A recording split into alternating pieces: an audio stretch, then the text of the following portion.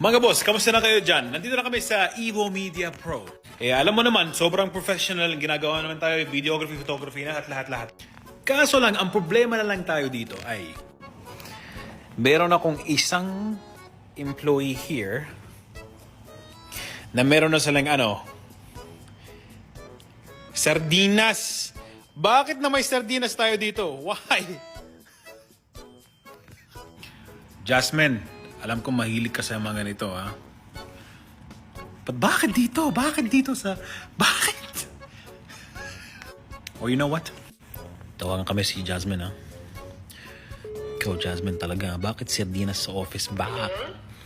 Jasmine? Who's on the line? Who's on the line? Yeah. Sardinas. Who? Sardinas. Who's Sardinas? Bakit na mayroon ng sardinas dito sa